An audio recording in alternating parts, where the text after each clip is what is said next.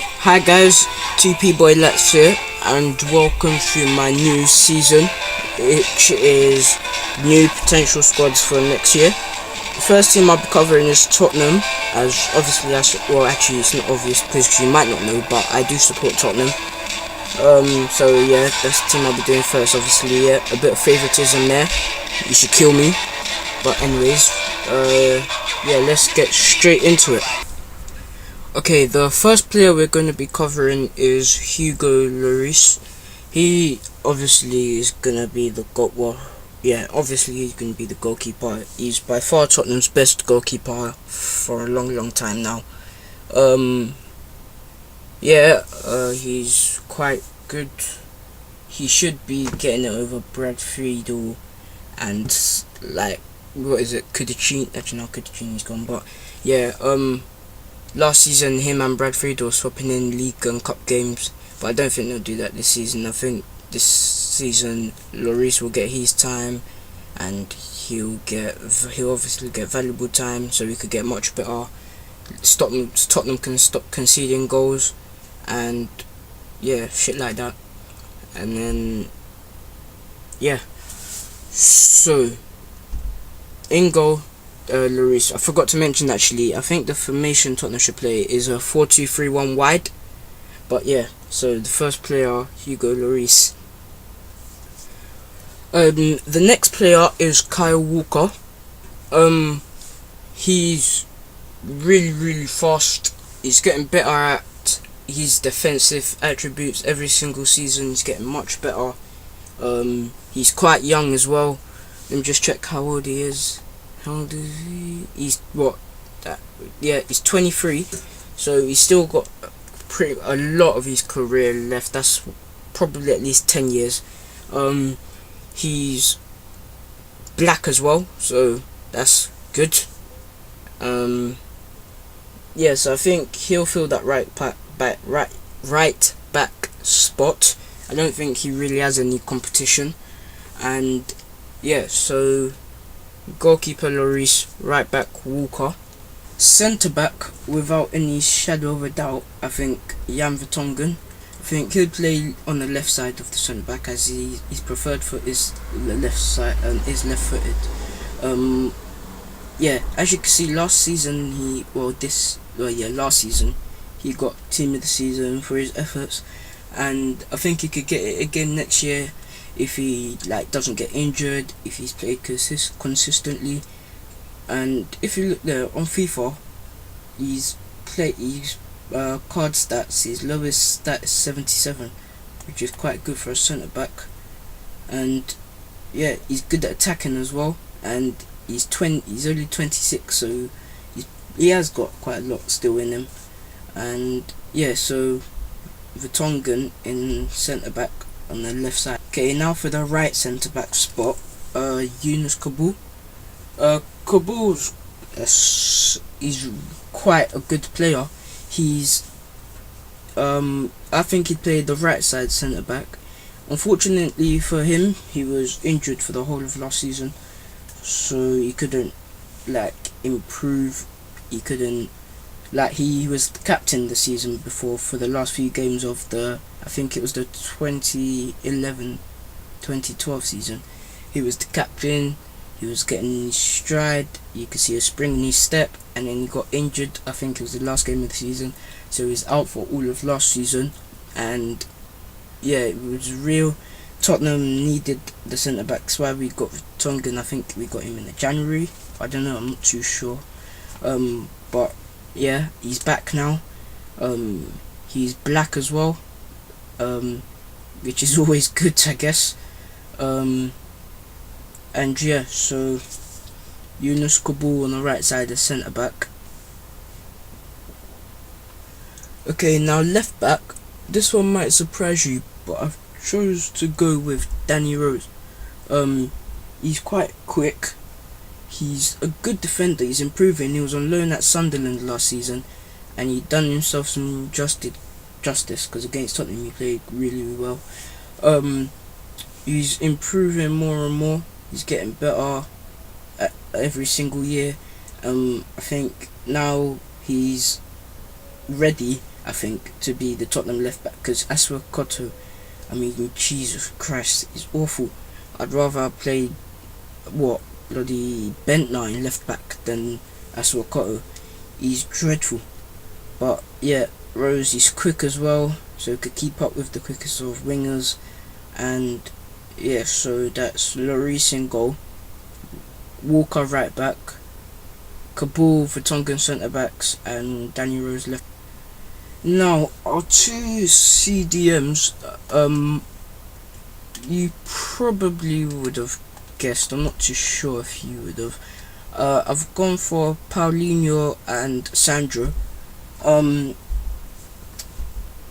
Let's start off with Paulinho. I think Paulinho will play on the right side, of the defensive midfield.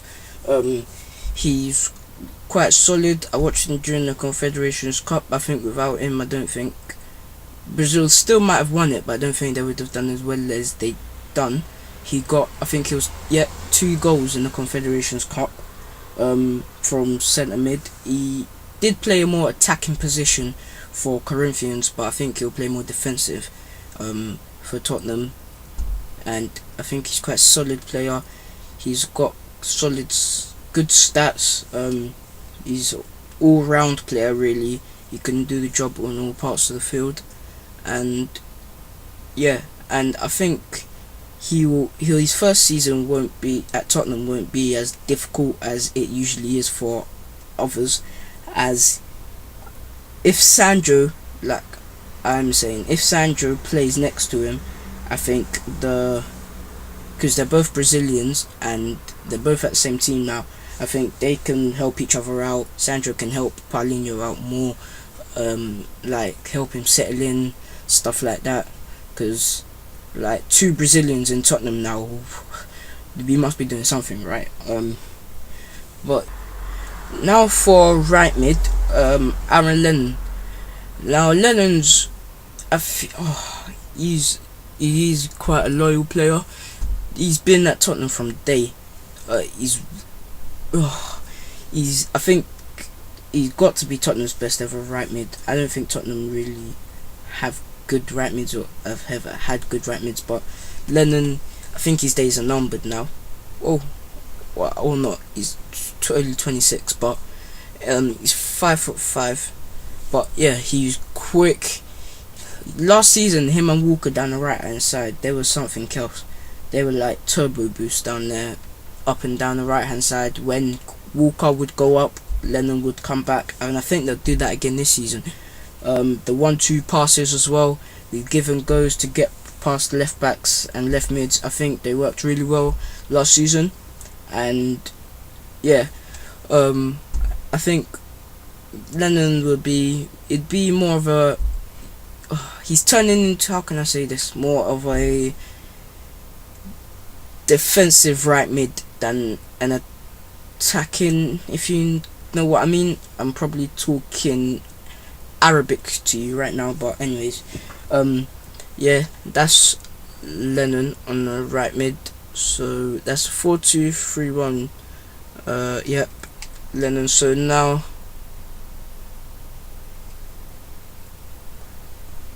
let's move on to the next.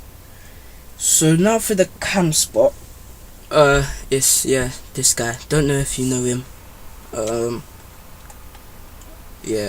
Don't really know if you know him. He's, what's that say? His name is what? Gareth Bale. Who's that? Bale? Nah, I'm joking. Of course, we all know who Bale is. He's the best player in the world. But yeah, Bale. Obviously, you all will probably know who he is. If you don't,